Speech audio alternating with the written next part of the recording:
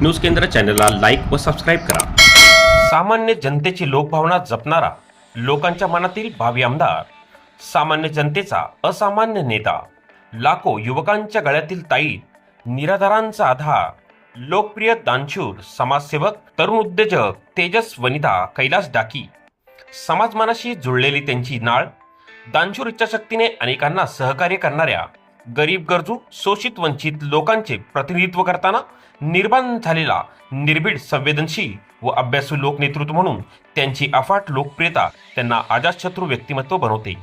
शिवरायांची शिवशाही व बाबासाहेबांची लोकशाही हे उद्दिष्ट ठेवून लोकनेते स्वर्गीय दिवा पाटील यांच्या लढवय्या वारसाला भूमिपुत्र म्हणून सदैव संघर्ष करताना समाजकारण नंतर आता थेट राजकारणात उतरण्यासाठी तेजस डाकी मित्रपरिवार व त्यांच्या पाठीशी लाखोच्या संख्येने उभे राहणाऱ्या नागरिकांनी यंदा विधानसभा लढवण्यासाठी रणशिंग फुंकलेले दिसत आहे। तिच्या जोरावर सत्तापित विरोधात विस्थापित लढा देण्यासाठी भावी लोकप्रतिनिधी म्हणून आगरी कोळी कराडे भूमिपुत्रांचा निर्भीड लढवय्या नेतृत्व म्हणून लोकशाहीतील सर्वात मोठ्या उत्साहात प्रतिनिधित्व करण्यासाठी आता थेट राजकारणात उतरणे गरजेचे असल्याने आपल्या मराठी धर्माचा भूमिपुत्रांचा आवाज विधिमंडळात उठवण्यासाठी जनतेने त्यांना आपला आमदार करायचे ठरवलेले दिसत असताना नैना सेठ सिडको कोस्टल JNPT ONGC यांच्या मुजोर धोरणांना न जुमानता आपल्या भूमिपुत्रांच्या न्याय हक्क अधिकारांसाठी आपण आता ना कुठला पक्ष, ना कुठला गट, ना कुठला शेठ,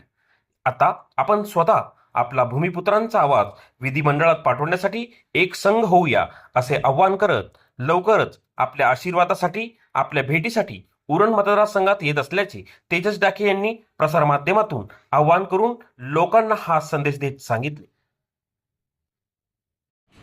नमस्कार। पहिल्यांदा तुमचे सर्वांचे मी आभार मानतोय, तुम्ही या ठिकाणी आलात आणि माझी आज जे काही मुलाखत घेत आहात। माझं नाव साहेब तेजस डाकी, राहणार बोरखार, तालुका उरण।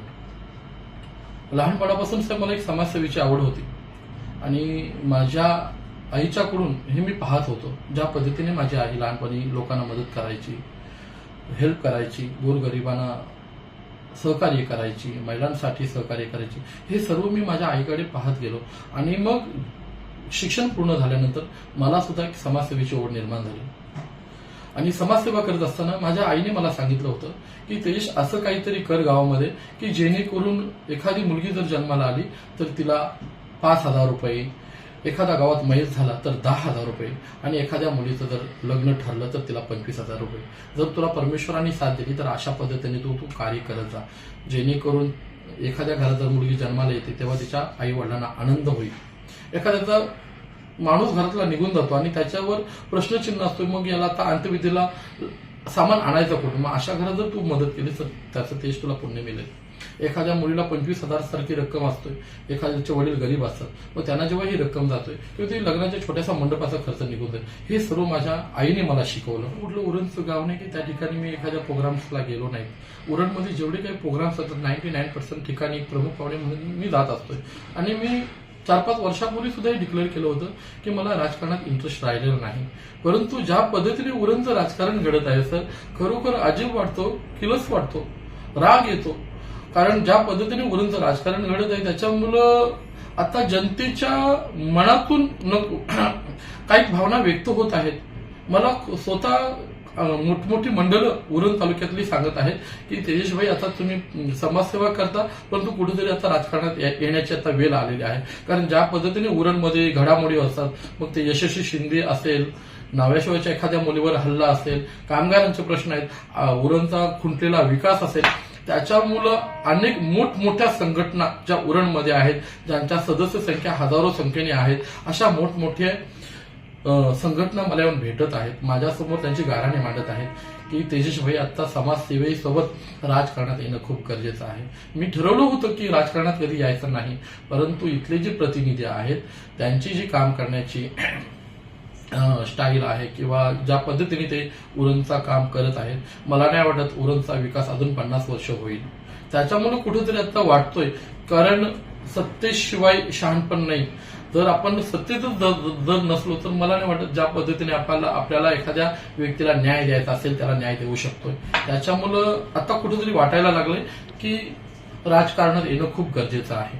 जनशक्ती पुढे जनशक्ती आत्ताची जी युवक आहेत ते एज्युकेटेड आहेत. लोक यावेळी धनशक्ती सुद्धा स्वीकारतील, पण जनशक्ती कोणाला द्यायचा आहे हे लोकांनी यावेळी आता ठरवलेलं आहे. त्याच्यामुळे धनशक्ती किंवा हे विचार मी नाही करत. मी एवढं सांगू शकतो की मी आगरी कोली कराडी समाजाचा एक मुलगा आहे. जर तुम्हाला प्रत्येक कार्यात मी लागतोय चालतोय तर यावेळी मग लोकप्रतिनिधी म्हणून तुम्ही मला स्वीकारावं, तुमचे मताने मला आशीर्वाद द्यावेत, अशी माझी यावेळी माझ्या समाजाला विनंती असणार आहे. कारण इतक्या वर्ष मी कधी राजकारणाचा विचार नाही केला, समाजसेवा केली सर. मग ते कुठलाही असो, ते क्रिकेट असतील, सांस्कृतिक कार्यक्रम असेल, आदिवासींसाठी काय प्रोग्राम्स असेल किंवा शिक्षणासाठी कोणाला अडचण असेल, मी प्रत्येकाला माझ्या पद्धतीने साहेब, मी एक गरीब शेतकऱ्याचा मुलगा आहे, परंतु माझ्या पद्धतीने मी प्रत्येकाला मदत करण्याचा साहेब प्रयत्न केलेला आहे. आणि कामगार सुद्धा मला भेटायला येतात, त्यांच्या व्यथा ते माझ्याकडे मांडतात. काही कामगार 25 वर्ष एखाद्या कंपनीत राबराब राबतात आणि अचानकपणे त्यांना कंपनीचे मालक 50,000 लाख रुपयासारखी तुटपुंजी रक्कम देऊन हाकलवून लावतात. आणि अशा वेळी त्या कामगारांना साथ देण्यासाठी कोणीही येत नाही, कुणाच्याच हिंमत नाही. कारण हे सर्व नेते मॅनेज झालेले आहेत. यांना स्वतःच्या जीवाची पर्वा आहे, कामगारांच्या जीवाची पर्वा नाही सर. यांना जर वळणीवर आणायचं असेल ना सर, तर माझ्यासारख्या व्यक्तीला एक वेळ फक्त प्रतिनिधित्व द्या उरणचं. एक सुद्धा कामगारावर ही जी वेळ आलेली आहे ही येऊ देणार नाही सर. मग यासाठी माझा जीव गेला तरी 72, परंतु प्रत्येक कामगाराला न्याय देण्याचा प्रयत्न करेन सर. पंजाब कॉन्वेर असेल, ऑल कार्गो असेल, द्रोणागिरी असेल, काय कामगारांची अवस्था. आज कामगार देशोधडीला लागलेत. कामगार नेते फक्त कामगारांची घर खाण्याचा काम करतात, त्यांना न्याय देण्याचं काम नाही करत. आज हजारो कामगारांवर उपासमारीची वेळ आलेली आहे साहेब. हे पाहून डोळ्यातून पाणी येतोय, परंतु यासाठी साहेब आपल्याला सत्तेची पावर असणं गरजेचे आहे. तुम्ही फक्त कामगारांना एक वेळ मला ही संधी द्या. कुठलाही कंपनीचा बाप असो त्याला वळणीवर आणण्याचं काम तेजस डाकी करेल. जर नाही केलं तर समुद्रात उडी मारून स्वतःला संपवेल, पण तुम्हाला असं उघड्यावर येऊ देणार नाहीत. लोकांसाठी होड्यांचे प्रश्न असतील, त्यांना वाहतुकीचे प्रश्न, त्यांना मासेमारी विकण्यासाठी एखादा मार्केट मोठा असायला हवा, जेणेकरून त्यांना त्यांच्या मालाची व्यवस्थित किंमत मिळू शकतोय. असे अनेक प्रश्न किंवा आगरी लोक आहेत, त्यांना जॉबचा प्रश्न असेल, वाहतुकीचे प्रश्न आहेत, रस्ते, अनेक समस्यांनी उरणला ग्रासलेला आहे. ऍक्च्युअली उरणचा हा जो विकास आहे तो खुंटलेला आहे साहेब. आपण एखाद्या व्यक्तीला दमदार म्हणतो, पण मला त्या दमदाराची व्याख्या अजूनही माहिती नाही. उरण तालुक्यामध्ये साहेब शौचालय सारखी गोष्ट नाही सर. एखाद्याला जर लघवीला आले सर तर त्याला धावत पडत एखाद्या हॉटेलमध्ये जावं लागतं सर. आणि असं असून सुद्धा आपण उरण एखाद्या व्यक्तीला दमदार म्हणून पदवी बहाल करतो, हे सर मला अजब वाटतोय सर. जेव्हा कधी आम्ही दुसऱ्या देशात फिरायला जातो, मग तिथले तालुके असतात, जिल्हे असतात, आम्ही डोळ्यांनी बघतो. आणि ते जेव्हा बघतो तेव्हा आणि उरणचा विकास बघतो तेव्हा डोळ्यातून साहेब पाणी येतोय. खरंच मला आतापर्यंत दमदारांची व्याख्या नाही केली सर. उरणचा विकास खरोखर तेवढा झालेला आहे का सर? एखादी गाडी जर गेली आणि गाडी उभी केली तर पार्किंगला जागा नाही भेटत, महिलांसाठी शौचालय नाही सर. आणि असं असून सुद्धा जर आपण पदवी मोठमोठ्या देतो, मला अजब वाटतोय सर, खंत वाटतोय या गोष्टीची.